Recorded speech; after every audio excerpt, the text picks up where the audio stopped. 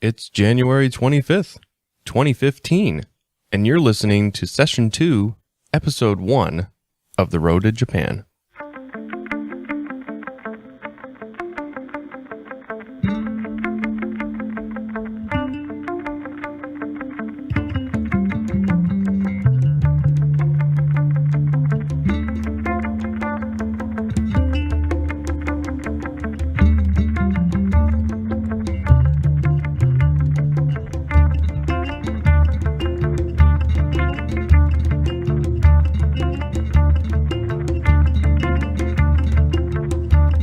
Konnichiwa.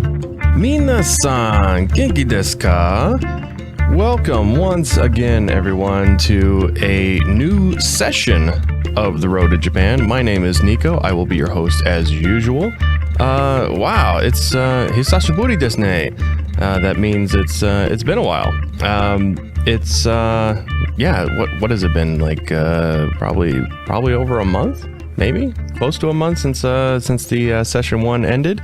And as you could tell, this is a new session, which means there's new classes to discuss, new developments, things like that. And there are developments that have happened already, because things did not exactly go according to how I originally planned it. But we will definitely get into that. So, how was your winter break? It was pretty awesome for me over here. There were a couple things that didn't really work out for me like I had hoped. I did end up having the something like 12 days off of work right after I finished up the semester, which was awesome. I mean, it was great. It was really much needed time to kind of relax, unwind, decompress, what have you. The only thing that kind of sucked about it, and this is actually a development I'll be talking about a little later as well, but at least for the time being, I'm still a temp at my job. And for those of you that don't normally do the kind of temp thing, usually temps don't get a lot of the benefits that a regular permanent employee does, which I'm sure I've already mentioned before on the show, but that became very apparent to me over this little break that we had, primarily because when the break started, which was Christmas Eve, I only got paid for one of the holidays. I mean, a lot of the regular employees got paid for both Christmas Eve and Christmas Day. And because they're permanent, they also have vacation time, so they could put a day of vacation in there and still get a full week's worth of pay. I only got the 1 day, and then the 2 days that we still worked that week. And then the next week, as you all know, was New Year's, and I thought that I was going to at least get paid for New Year's Day or New Year's Eve, however they want to do it. But I didn't get paid at all. I didn't get anything for the New Year's holidays. So that was, it wasn't catastrophic or anything. But it made the wallet sting a little bit, and I'm still kind of recovering from that, if you will. But I'm okay. I'm doing fine. It's not like there's really anything to seriously worry about. It's just that, money's going to be a little tight for the next month or two. But isn't that what we're all kind of going through? Especially those of us who are students, because I have at least until my financial aid kicks in, I have the tuition to pay, as well as books and stuff. There's still plenty of bills that are definitely not stacked in my favor. But I'll make it through. I've said it before, and I will definitely say it again, that I will not let anything get in the way of my goals for what I'm gonna, what I'm looking to do here. So anyway, I still made the best of it, obviously. And I know I said I was going to start on the research paper for my history class, and I guess just to give you a quick FYI, today as I said, is January 25th. It is the official start day of the new semester, even though it is a Sunday. But the thing is that I have online classes, and those start on Sunday. So I do have my first actual classroom session this following Tuesday, which will be my history class. And I know I had said that I was going to walk into that history class and hand him a research paper all finished up and ready to go. That didn't happen. I have started it, but I'm still pretty early in the development of it.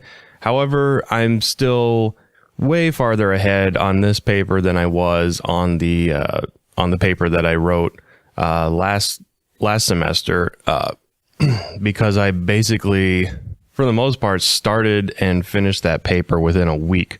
So, I mean, by comparison, I'm light years ahead. But I still intend to kind of chip away at it. I have checked out some books from my local library, just like I did last time.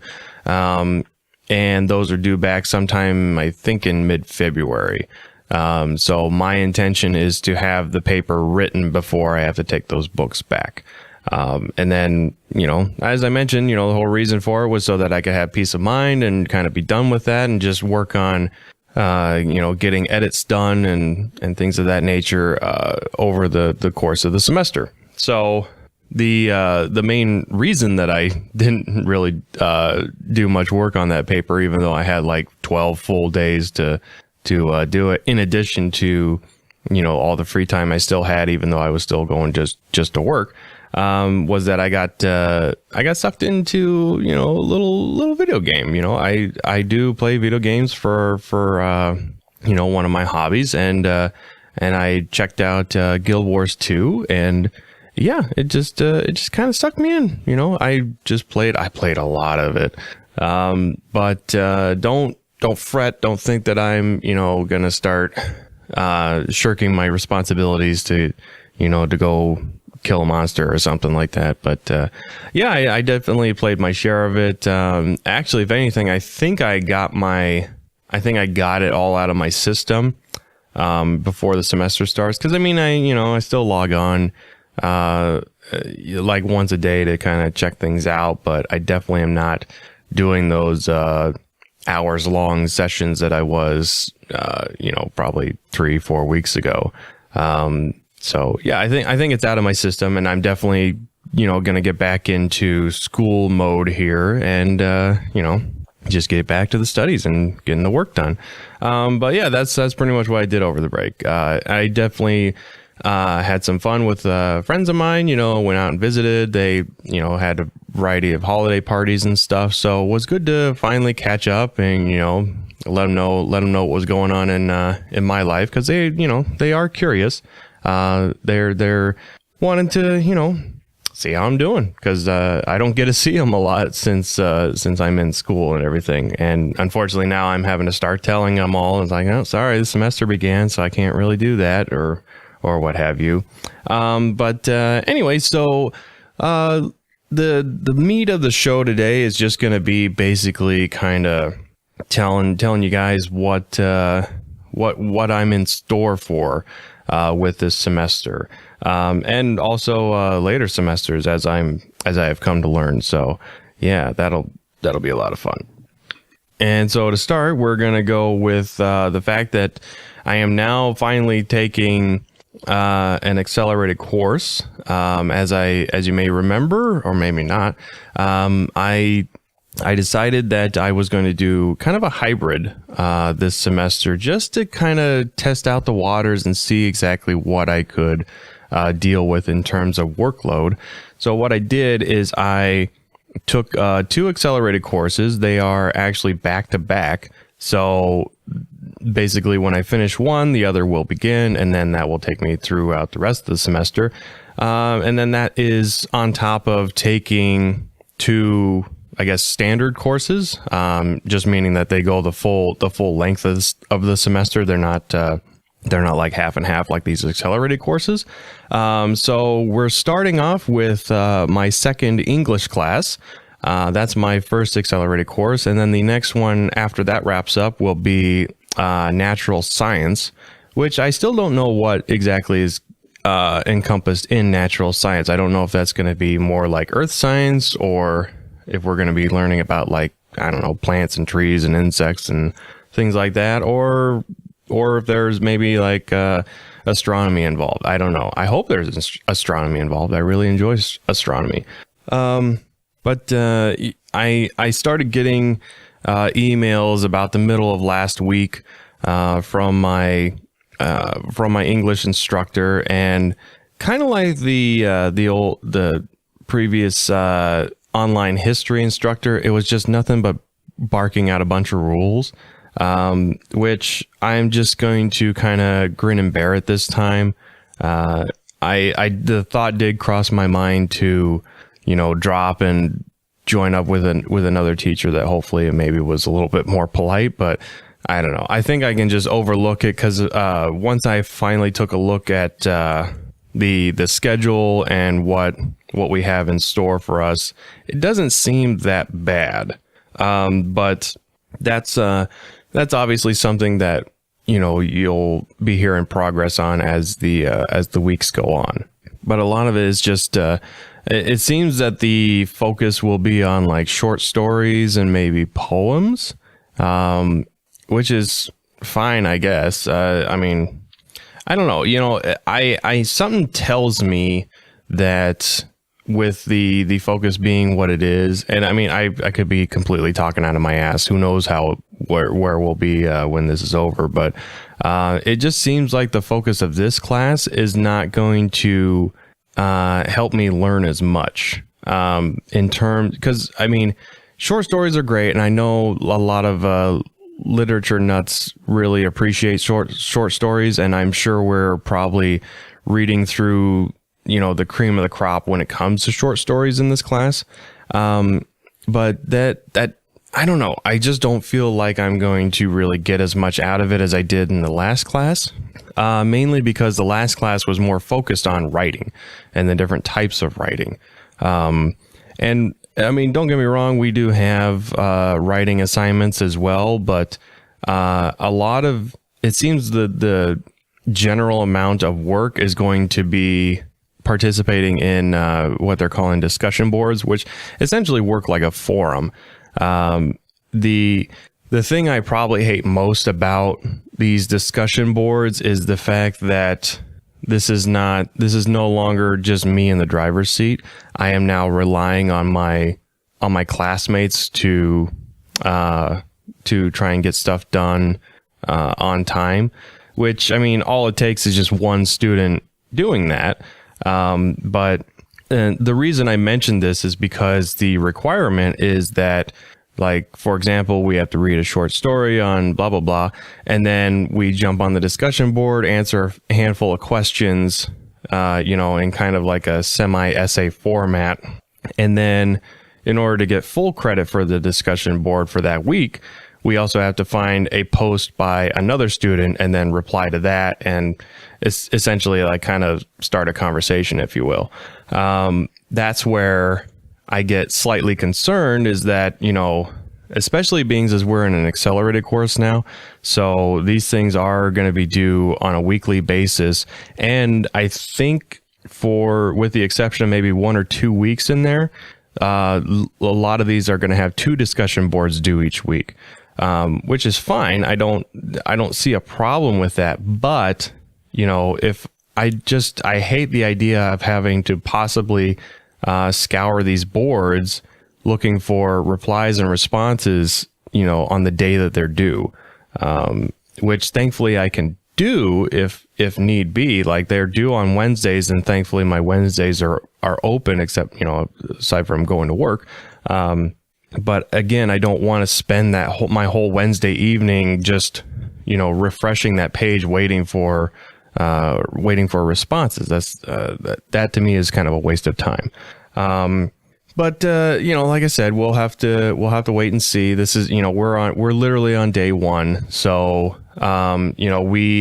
like, I'll give you an example. Yesterday, I went and posted on the, it's kind of, it's sort of like a homework assignment, I guess, but it's a discussion thread that's for us students to basically introduce ourselves, kind of say a little bit about ourselves, maybe what we're doing in college, where we're going to go, blah, blah, blah, blah, blah.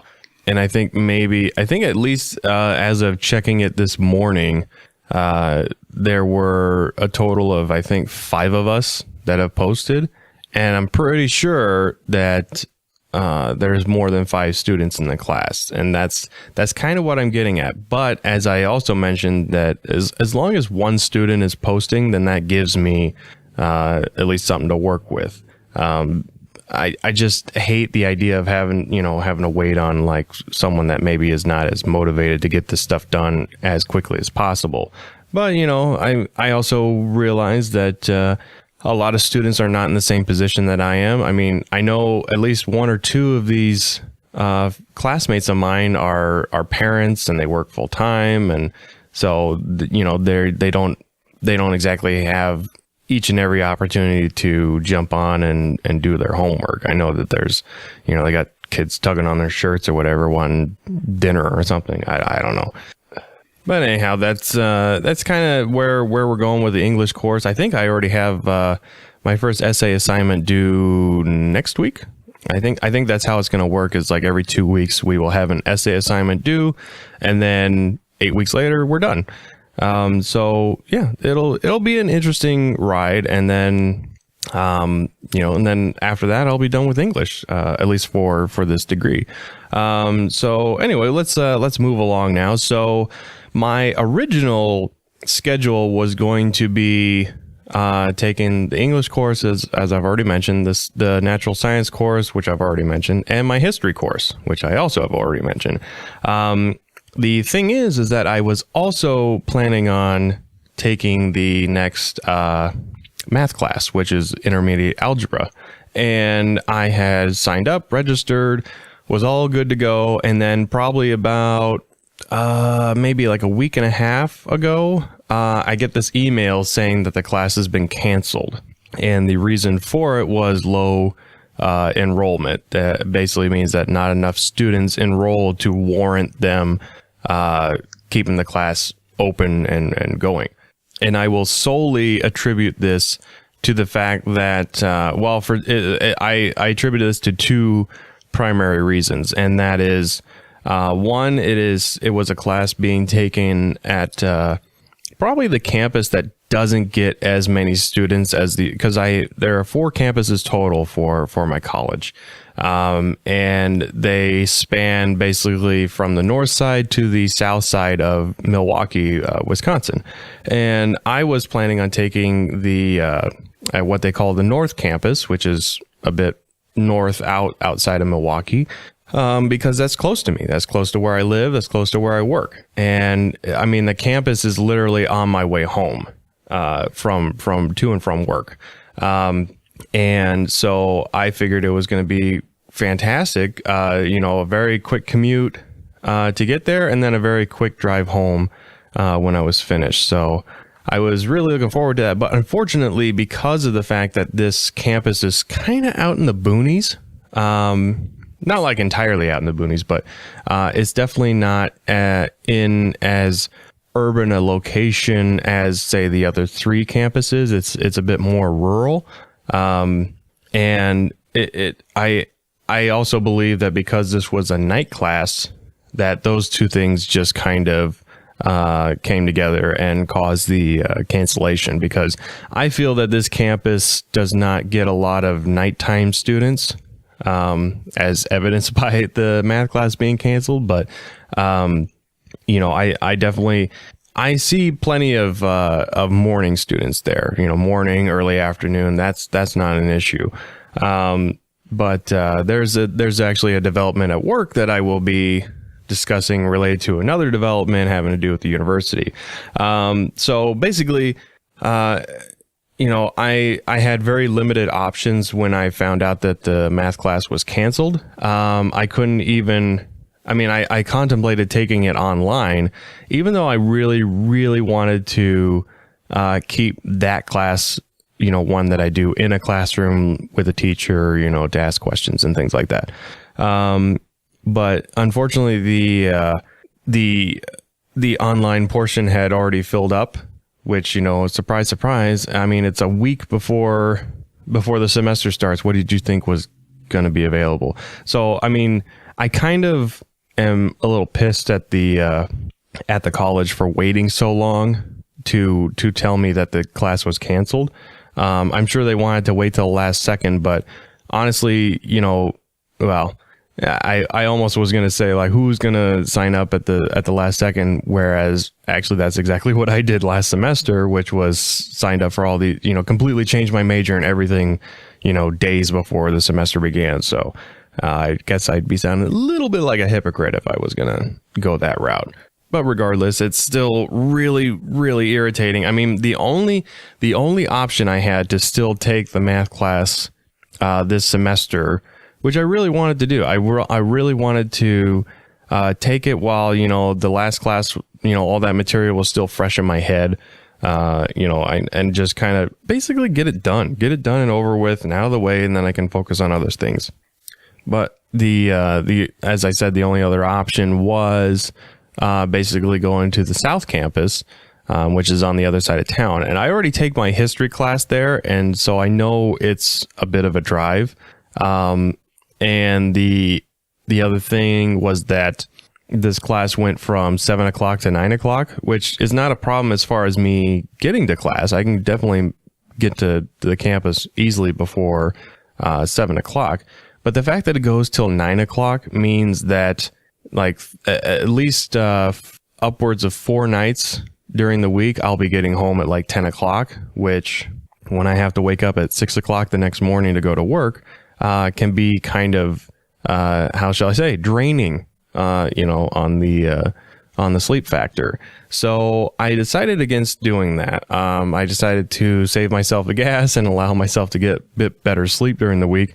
And I'm going to table the math class for a little bit.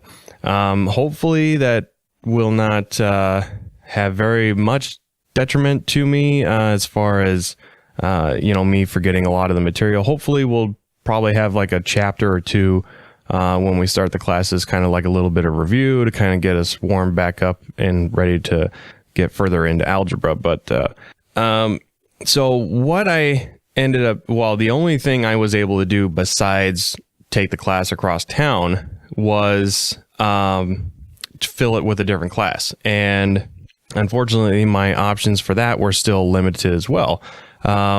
Basically, I essentially went through my entire list of classes that I still have yet to take, and only one class had seats still available, which was one of my sociology classes. I think it's actually the first one in my program, which is Introduction to Sociology. So I'm going to take that. And unfortunately, it is an online class because I still really enjoy the classroom environment. I like being able to interact with my fellow students. I like being able to see the teacher face to face as they're, giving us our lecture or what have you. But, you do what you can. And I mean, the gentleman that was helping me with this was suggesting that I just not take any class, that I just simply drop the math class and only have 3 classes for the semester, which I thought, I contemplated that for a moment, but ultimately decided that while I'm not going to do probably the accelerated program and, rush through this, I also still want to, get this degree done in a decent amount of time.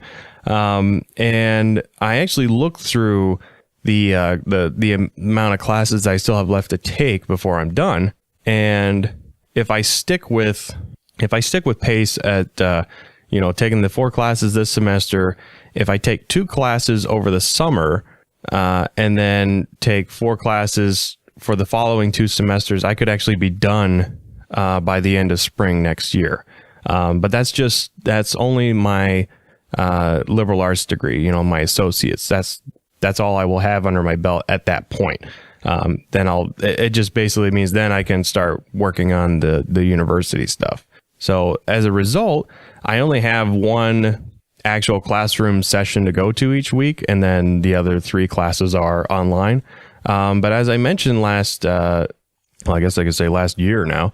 The end of last semester, I said I was going to kind of work as or I should say volunteer as a TA for my English teacher from last semester, and work with his students in his English 1 class. So I still plan to do that.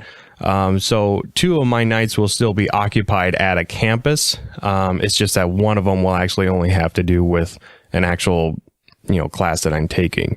So, I'm looking forward to that. I really enjoy the idea of helping people, helping other students, do better on their assignments and whatnot.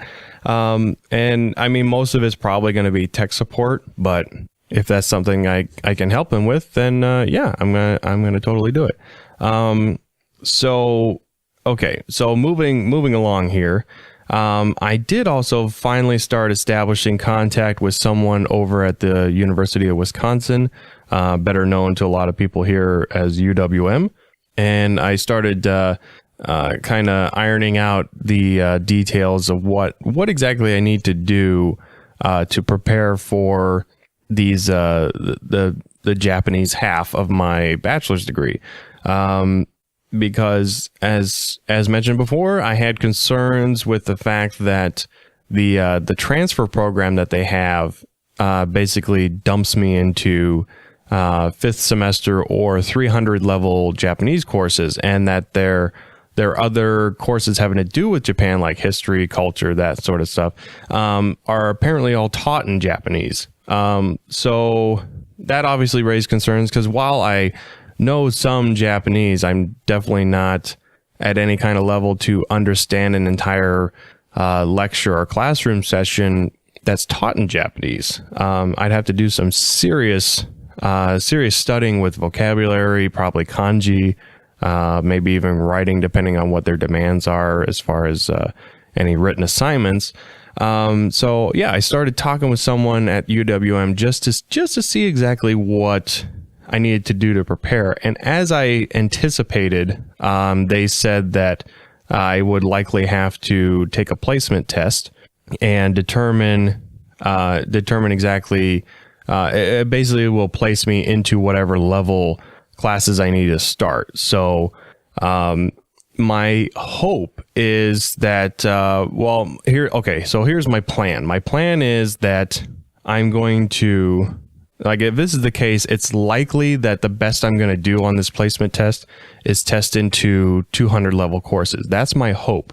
I'm hoping that I at least learn enough over the years, teaching myself and, the classes that I had years ago, to at least skip the 101 or level 100 classes. But at the same time, I have no idea what, how intense these Japanese classes are compared to the ones that I took, 10 years ago. So they very well could be more difficult, more intense. Who knows?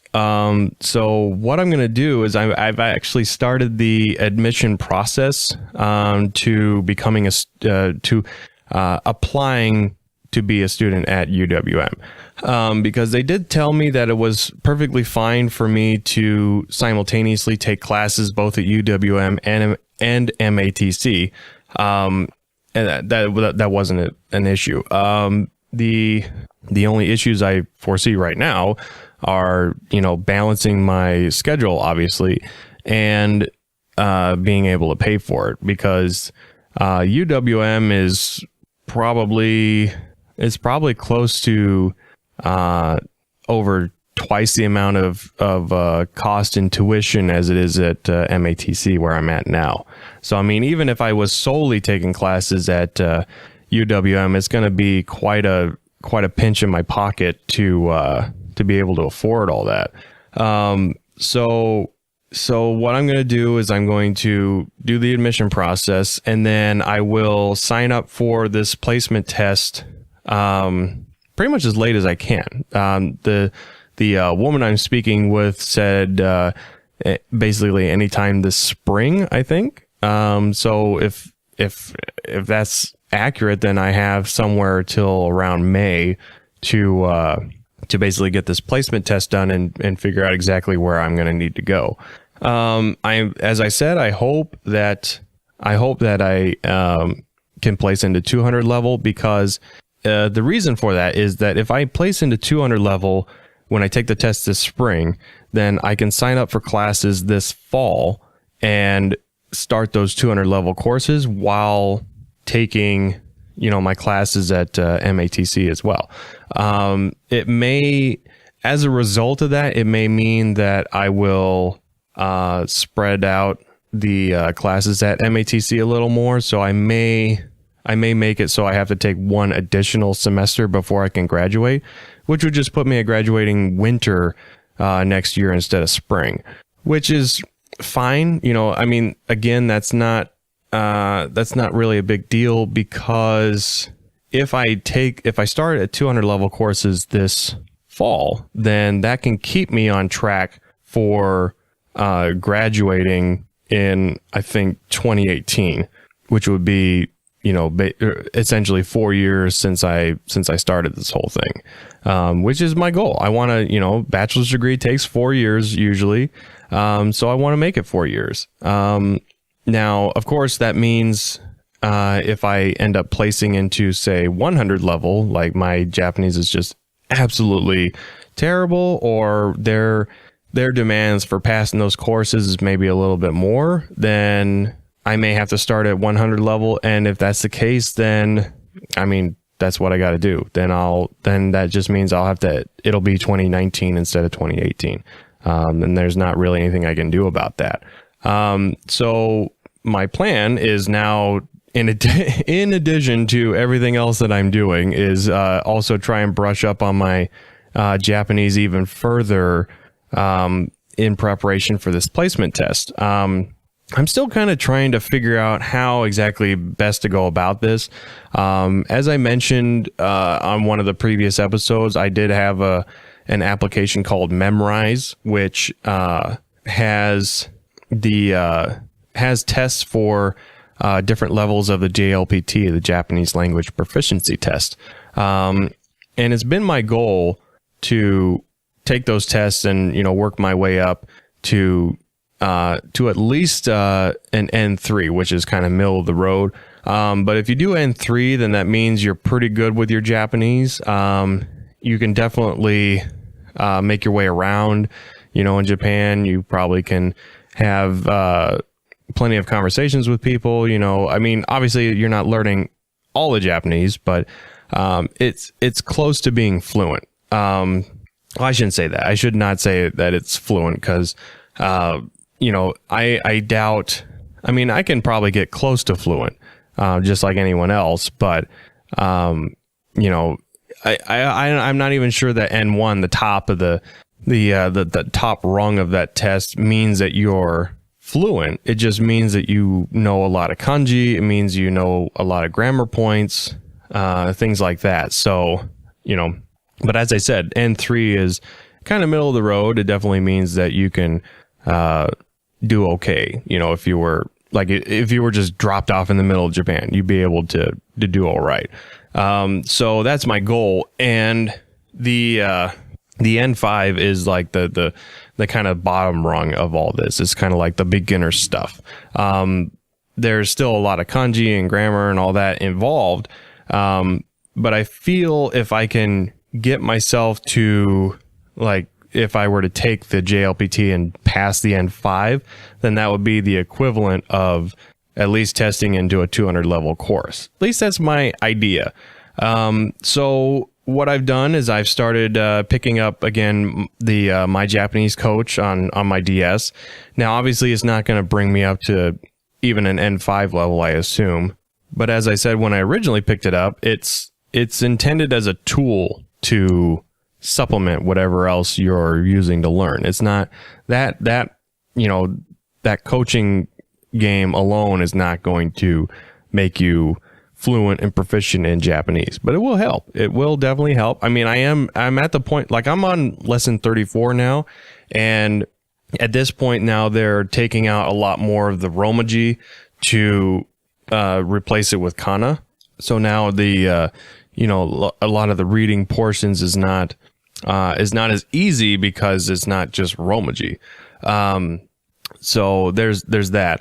And I'm learning like new vocabulary words, adjectives, learning different conjugations. So I mean, there's things that you can definitely learn from this, especially if you have like zero experience, which is fine because it can start you off with zero experience. You don't need to have previous lessons or classes or anything to start this game. So if you are interested in learning Japanese, this would be a great way to at least get started. And then, there are plenty of other things like now at work, I always listen to the Japanese radio station. I've got it set to where it actually records a lot of their morning programs, which is more of the talk radio portion of the station. So I listen to that during the day. I don't catch every little bit in detail because I am, I'm working while I'm doing that. So sometimes my focus has to go elsewhere. But I am realizing that as I continue to listen to their shows, there are more and more little things that I catch on to. And as I catch on to more and more little things, I actually begin to start at least sort of comprehend what it is they're talking about. Now, am I understanding every little single word and know every little point that they're making? No, of course not. But it's like, I'll give you an example. Like as I'm listening to the show, they do like reports on the weather. And when you hear weather reports, I mean, think about like when you listen to a weather report in English, they cover kind of the same things. Like, here's what this city has for weather. Here's what that city has for weather, and so on. And then they also usually go over temperatures and stuff. So as I'm listening to these reports on the Japanese station, I'm remembering, I'm getting a refresher on the words that, the vocabulary for different weather events.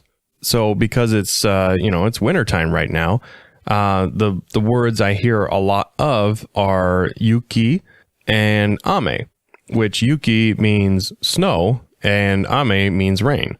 And then it'll go over the temperatures and it will say, well, you have to understand that like a lot of other countries, not the United States, they do temperatures in metric, just like measurements and all that. So they do their temperatures in Celsius.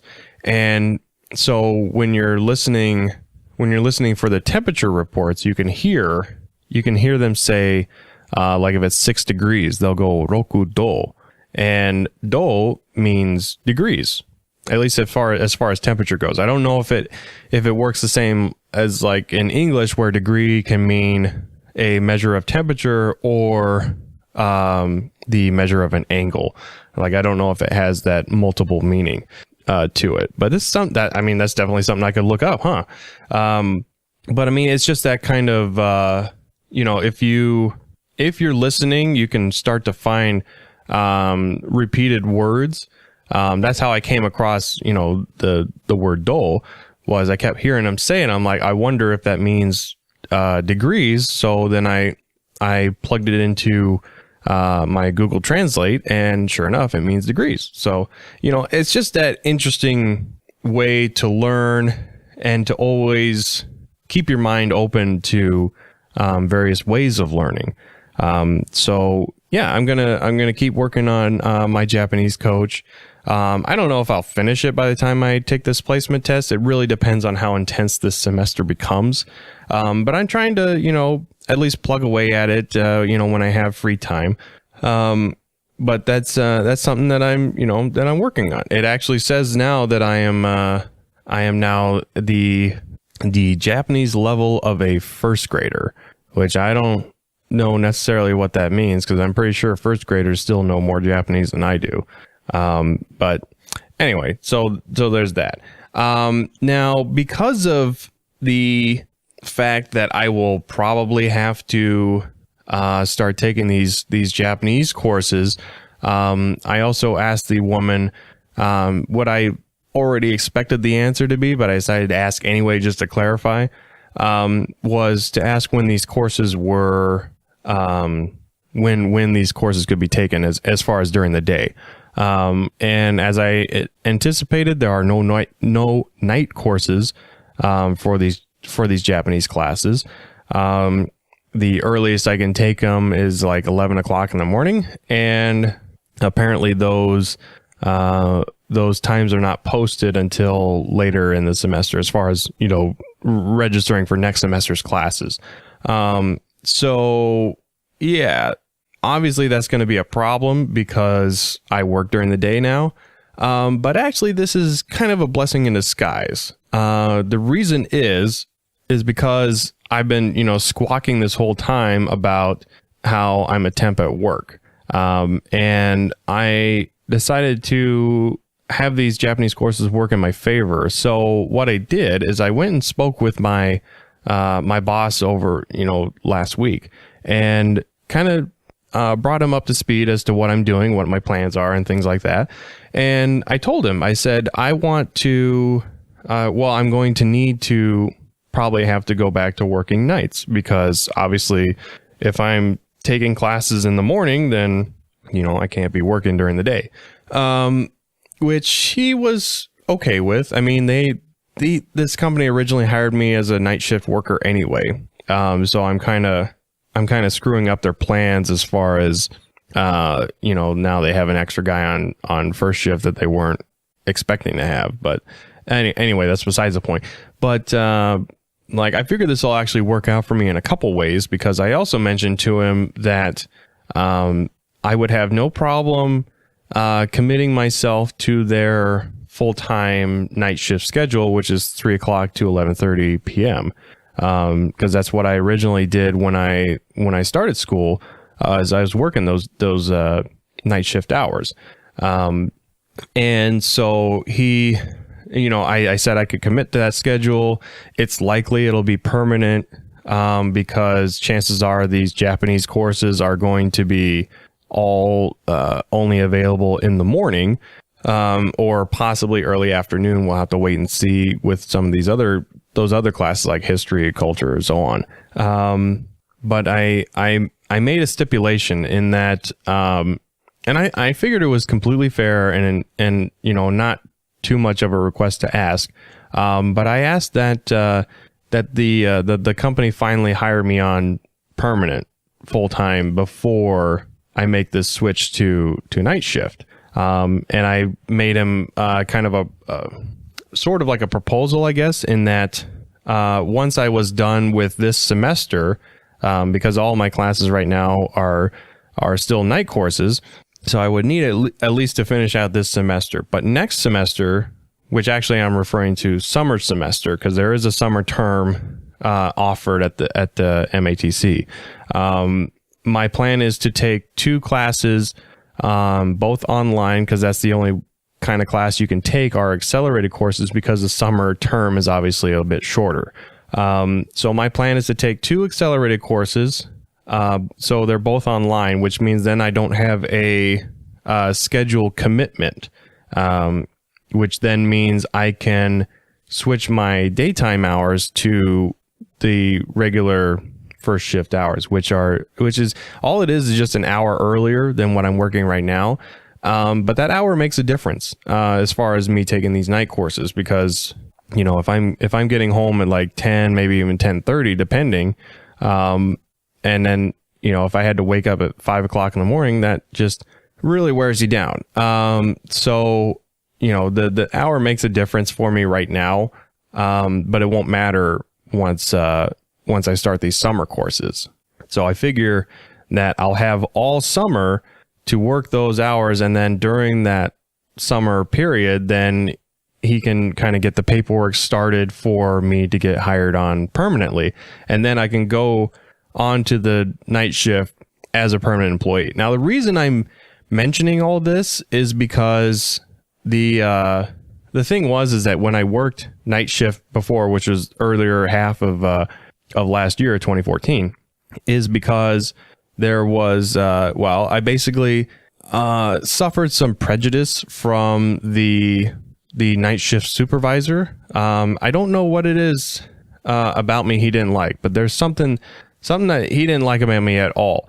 And as a result, he really tried hard to try and get me fired. And ultimately, I was able to kind of speak with my boss about this, be like, hey, this is kind of weird. What's going on? And it got him to back off a little bit. But ultimately, what I ended up doing, because I was still a temp, he also put the brakes on me getting hired permanently. I should have been hired within a month or two of being on that shift. But because he didn't like me, he was able to, I don't know, make up some excuse or something as to say he shouldn't be hired on, blah, blah, blah. And that is part of the reason why I'm still a temp now. And then I had to switch my schedule. So, that's when they decided well, we're just going to keep you as a temp if you got to flip flop your schedule like this. So, the whole point of me going through this process, as far as working full-time hours during the day, getting hired on during my time on first shift still, is because I don't want to worry about any more interference from this guy. Because I'll go ahead and say it. Once you're hired on permanent in a lot of these jobs that I work, it's essentially job security. Now, I'm not saying that you're completely immune. You can do whatever you want. You come in whenever you want, things like that. No, of course, you will still get fired for those kind of things. But what I'm saying is that a permanent employee has to go through a lot more crap in order to get fired, as opposed to someone like me who's a temp right now. A temp can just basically snap their fingers, say I looked at them the wrong way, and I'm done. They can just say leave. That's basically what happened to the job I had before I came to the one I'm at now. Is I told him I was going to go to school and focus on that, and he's like, "Well, we don't want you here. You're not going to say forever to us, so get out." And he just fired me on the spot. No paperwork, no nothing. Just fired me. And over my entire time working at this company now, I just had this constant feeling of anxiety, this dread almost that, am I going to come in today and today's going to be the day that they let me go? And it gets even worse, when I'm in school, when I'm actually in the middle of a semester, because, my balance of workload is based on the fact that at least I know I go to the job and I leave the job at a certain time, and then I can focus on school. But if I got let go from the job, then now I have that to worry about on top of my studies as well, which, in a way will also lead to, me having more time to work on my schooling. But that would probably just end up being a disaster, because I would just have this constant distraction of I should be looking for a job because I got to keep a roof over my head and so on. And it's funny because one of my coworkers, I was kind of talking about this with them one day, and he's like, you really just need to win just $100,000, and then you can just go to school and not even worry about working. And I'm like, man, that would be freaking amazing. If I just had $100,000 just drop in my lap, I'm not even asking for anything crazy, just $100,000, which, it's still a lot of money, but, with $100,000, I just focus on school, and I could still be able to, sustain myself, because I'm only living on, I'm doing all this basically on just under 40 grand a year. So if I have twice that amount, then yeah, school would be a breeze. Hell, I could probably even squeeze in a trip to Japan at some point just to kind of go check things out. But anyway, I really should not be daydreaming like that. But anyway, what I'm getting at is that I really just want the peace of mind of knowing that, my job is secure. And, I'm sure once, going back to the night shift, the guy's going to still give me a lot of grief. But the fact that I'm a permanent employee leaves me less to worry about. I can handle his crap. That's not a problem. He can do or say whatever he wants. But, the only concern I had was that he was going to push to get me fired. And it's he can't, really do that once I'm hired on permanent. I mean, I suppose he could, but he'd really have to work at it. And I know I do a good enough job there that more often than not, they're going to just probably ignore anything that he has to say. So anyway, that's enough of the rambling about work. That's going to probably be something you might hear towards the end of this session. As I get close to wrapping up this semester. But I mean, other than that, there's not really much else to talk about right now. I do have, homework I gotta get to. And I do have some strategies as to how I'm already going to try and tackle this English course, because that's the one that's the most intense right now. And I have some ideas, but I'm not going to talk about them this week because, I still need to implement them and see if they work. But chances are next time, when I record, I will probably mention those strategies, especially if they did work. Because at least I got some ideas.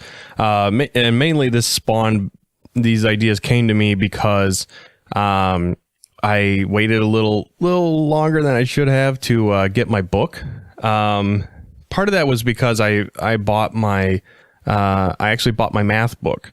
I bought that probably 3 weeks ago because I was expecting to be taking the math course, and then I ended up, I got the email saying the class was canceled, and then when I was like, okay, well, I guess I'll just return my book, exchange it for one of my other class books. And the crazy thing is that the bookstore for my school only has one day where it's open late enough for me to get there. So this is, it's things like this that really piss me off about my school. Especially since they, keep priding themselves on the fact that, we help students, that are working full time and mommies and daddies and stuff like that. And then, we help them make change in their futures. But, why is it that you put the hurdle up of making things inaccessible to some of us that have to work till a certain time in the day? It's like, hell, I imagine most of these people do the same thing I do, which is like work in the mornings, and more than likely some of them are working full time as well. So they would likely have to either take time off of work or hope that there's some kind of window where they can get their stuff. I mean, granted, yes, there's the online access, but there are times where the online really is just out to like rape your wallet, essentially. Like they're going to give you the most expensive options, and they, you can't actually go and talk with someone face to face and be like, hey, do you have like something, a little bit more affordable, something that I might be able to take advantage of. Like, for example, the math book that I bought, it was technically a quote unquote used copy, but that's only because it was opened. Because I mean, for those who don't know, usually our textbooks are wrapped up when you buy them new, wrapped up in like plastic and stuff. But this one was essentially new because it still had the online code was good and all that. It was just out of the packaging. But because of that, I was able to get it at a used price, which is cheaper. And I think I saved like $30 on the book. And I don't think I would have been able to get that deal going through the online bookstore. But I decided to wait out because I was trying to look for, I was waiting for the teacher to start sending us emails and telling us about the class and stuff to determine if I needed to get a new book or not. Because one thing that royally pisses me off just about this whole college experience is that, at least at MATC, where I'm going now, they always make it so that you have to buy the new books. Or even if you buy a used book, you're still going to end up paying the new price, maybe a little bit less, but usually it's going to be close to the same price as a new book. The reason is because now all these teachers are requiring this online stuff, which I wouldn't have a problem with, but they're not really throwing us a bone as far as allowing us to easily afford this stuff. I mean, we're already paying thousands of dollars in tuition, and now on top of that, we're paying hundreds of dollars in books. And it's just absolutely ridiculous. I mean, like this math book at the discounted price, the used price, was still $180. And it's like, it's absurd. What's even more absurd is that because the online code will be used, I can't sell it back. So I can't even recoup like any of those costs that I paid for it. Excuse me. So my route at this point is, I found a website that seems to give decent prices on book rentals. And the prices are decent enough to where, at least the cost in combination with, if you just buy the online access separately, will still be significantly less than, I think even a used book, to be honest. At least a used book at the school's bookstore. So like, for example, I rented the book for my English class, and the online access for that, separately on its own is like $35, which is not terrible. I mean, I've seen worse. But the book itself, a rental for the whole, or no, not the whole semester. Well, it could have been the whole semester if I wanted. But because this course is only 8 weeks, that's all I needed was just 8 weeks. But I decided to go with 90 days, just to make sure I had plenty of time to return it and I wasn't going to suffer any late fees or anything. And the book cost was like $18, like $17, $18. And then I did expedite a little bit to get, early shipping. So it should, I've been keeping track of it on FedEx, and it should be here tomorrow, hopefully. But thankfully, at least the short stories that we have to do our homework on, I can access those online. So it's not like I'm going to fall behind. There are things in the textbook itself that I will need to look over at least. But if I get it tomorrow, which is Monday, and then this stuff is due by Wednesday, then that still gives me a couple days to look through it. But it's just it just does those kinds of things that that you gotta worry about, in addition to just getting the work done and being able to pay for all this. It's just trying to get through it all, and I don't even want to know what the book or lab fees are going to be when I start taking these Japanese courses. That could end up breaking my wallet as well, but we'll have to wait and see. Stay tuned for that. So yeah, I think I've done enough rambling for today. I guess I'll mention that one cool little thing is that I did notice that the show itself hit 100 downloads. So if you're one of those people that contributed to that, thank you very much. It doesn't really do anything except tell me that, people downloaded my shows 100 times, but it does at least, give me the positive thoughts that this show might actually be worthwhile. And, I'm hoping to see the show grow as time goes on. I know I said I was going to do things on the website, and I have not done that. Maybe I'll do a little bit of that as I'm editing the show today. So I can, because I know I said I was going to get the Hair Pledge picture up and things like that. And, I still need to do that. So yeah, I guess I should get started on that. But, anyway, let's call it good for today. I don't know when I'll be back. As I always say, the show, could be weekly, it could be bi-weekly, it could be monthly, depending on the workload. I'm hoping to kind of, average out at least once every other week, but, with the Accelerate courses, who knows how it's going to be at that point. But anyway, yeah, we're gonna wrap things up here. So if you want to get in touch with the show, as always, you can write email at theroadtojapan.com. If you want to tweet, if you got something to say in 140 characters or less, you can always tweet at the road to Japan. And then there is the Facebook page, which doesn't really, honestly, there's not really anything to show on there except when episodes get posted. But,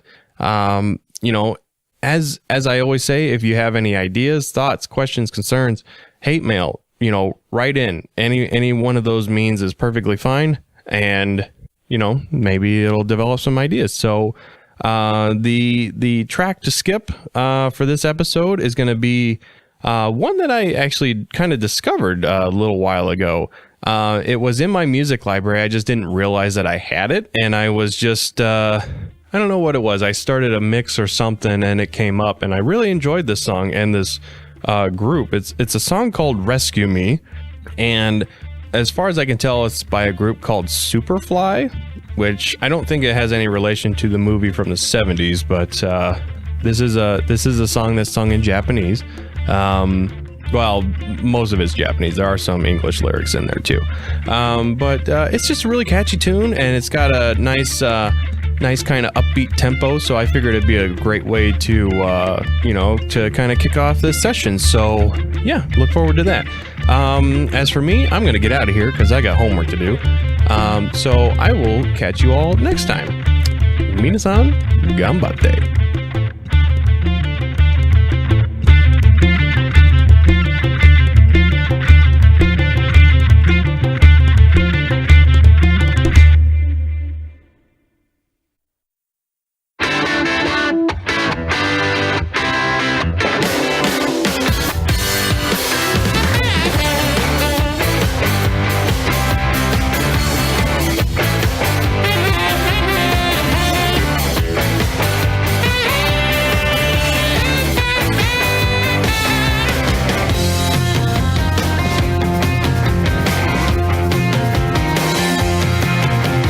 Rescue me